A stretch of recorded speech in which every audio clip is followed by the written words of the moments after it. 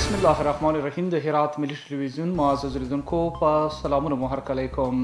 نن یکشنبه د 1445 هجري سپوږمیز کال د جمادی الثاني 3 منټه ده چې د 1402 د لیندۍ د 26 منټې سره سمون خوري. ستاسو پام د دې مهال خبرې ټولګي راګرځوم. په سر کې د څو خبرونو سرټکي.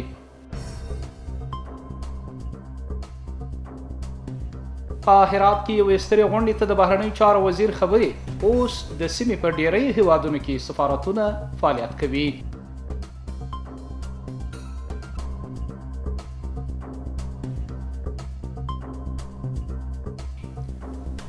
د تاپي پروژې عملي چارې به په نږدې راتلونکي کې پیل سي. د کانو او پټرولیم وزیر وایي ډیر کسانو ته به هم کارموندنه وسي.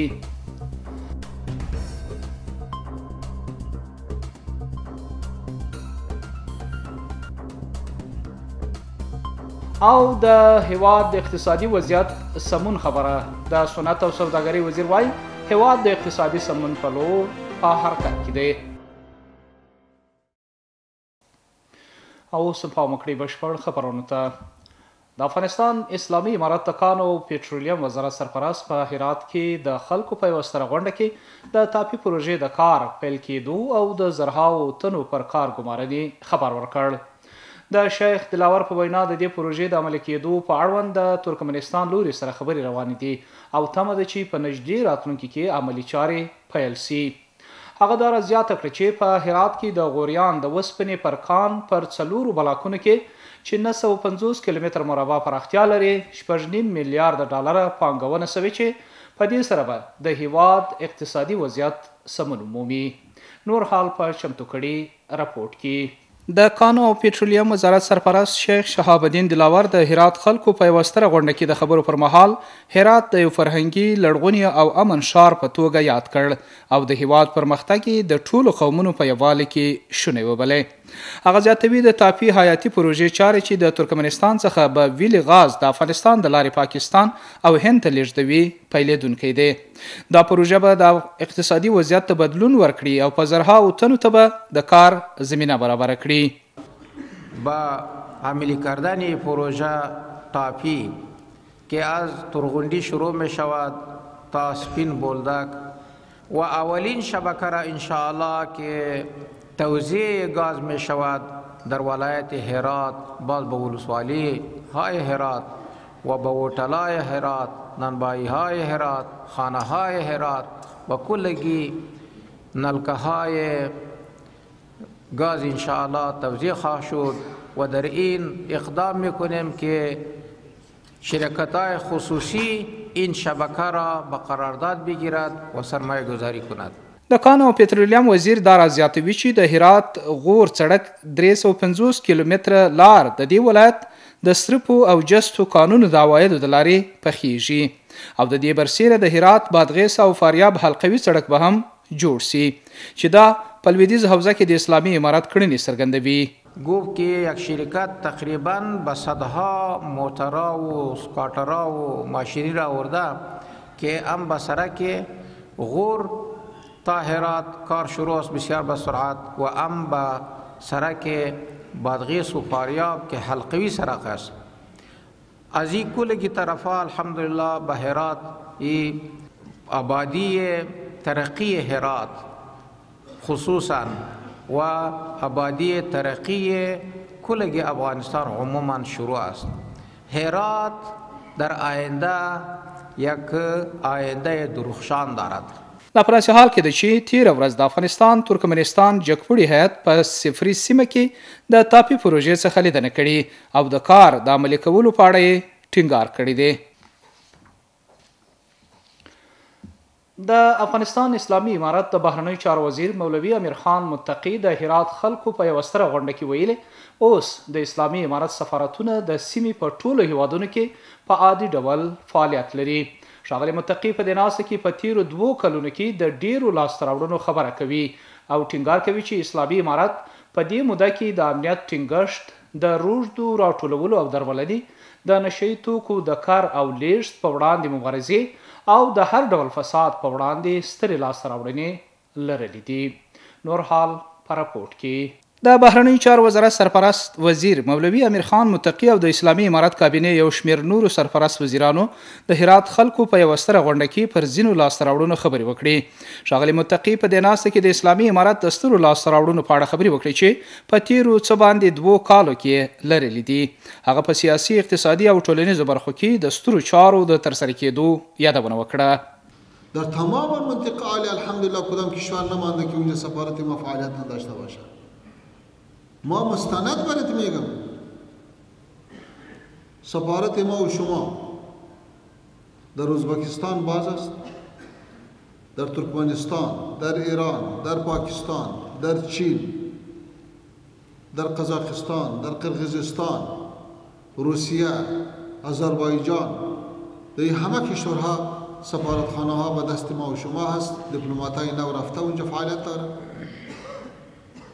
علاوه از این ترکیه، قطر، مالیزیا، سعودی عربستان، متحده عرب امارات دیمی هم دیپلمات‌ها رفته فعالیت داره. د بهرنیو چارو سرپرست وزیر داراز د خپلو خبرو په ترڅ کې ټینګار وکړ چې اوس مهال په هیواد کې ټول ګډون حکومت موجود دی او د اسلامي امارت غیږه د ټولو اتباعو لپاره پرانیستې ده. این تجربه های ناکام و تکرار کردن صعب است. وقتی که اتحاد جماهیر شوروی به او قوت آمد در افغانستان چطور شد؟ وقتی که امریکا و ناتو و متحدین 50 کشور آمد اینجا چی کرد؟ د یادونې وړ ده چې د بهرنیو چارو وزیر مولوي امیر خان متقي د اسلامي امارت یو شمېر نورو سرپرست وزیرانو سره یوځای هرات د خپل سفر په ترڅ کې تورغونډۍ بندر ته په ورتلو سره د خپل ترکمن سیال سره په لیدنه کې د تاپي پروژې پیل او وسپنې کرښې په اړه خبرې وکړي او هم د دې برخو څخه یې لیدنه کړې ده. د اسلامي امارت د صنعت او تجارت وزارت سرپرست په هرات کې د سیمه ییزو مسؤلانو، سوداګرو او پانګوالو سره په یوه ناسته کې د هیواد د اقتصادي وضعیت د سمون په اړه خبرې وکړې. الحاج نورالدین عزیزي وویل د افغانستان اسلامي امارت د صنعت او سوداګرۍ برخو پراختیا په برخه کې هم بریاوې ترلاسه کړي دي. نور حال په چمتو کړي راپورټ کې. د اسلامي امارت د صنعت او سوداګرۍ وزارت سرپرست په هرات کې په یوه غونډه کې د ګډون سره سم په هیواد کې د سوداګرۍ او پانګونې د پراختیا په اړه خبرې وکړې. د صنعت او سوداګرۍ سرپرست وزیر په دې ناسته کې د تجارت او پانګونې په برخه کې د اسلامي امارت د زیار په اړه خبرې وکړې او په دې برخو کې د لاسته راوړنو یادونه وکړه. په دې ناسته کې د صنعت او سوداګرۍ وزیر الحاج عزیزي د هیواد اقتصادي وضعیت د سمون په اړه خبرې وکړې. ویل په هرات کې به څه د پاسه 60,000 جریب ځمکه پانګونې لپاره ځانګړې شي.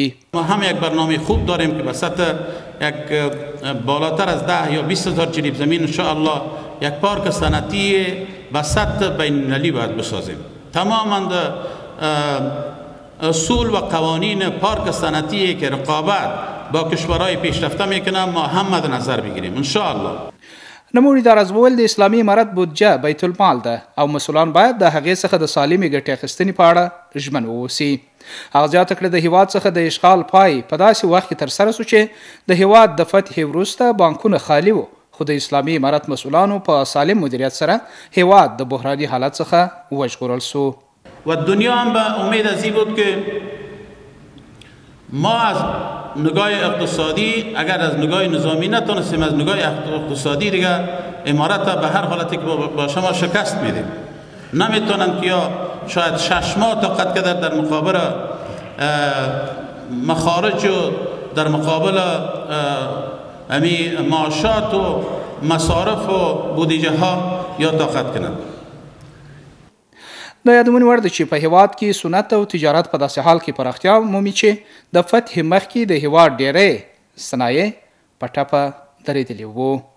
قدرمن لیدونکو دا خبرونه او اوس هم د سبا ورځې د هوا حالات.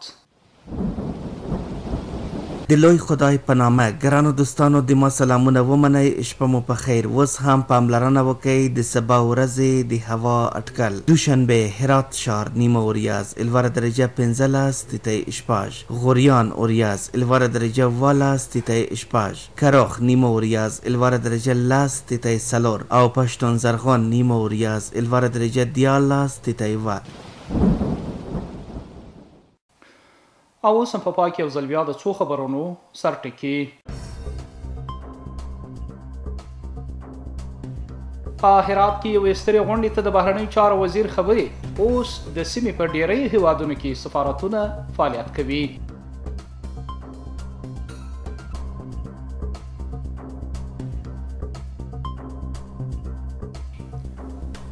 د تاپي پروژې عملي چارې به په نږدې راتلونکي کې پیل سي. د کانو او پټرولیم وزیر وایي ډیر کسانو ته به هم کارموندنه وسي.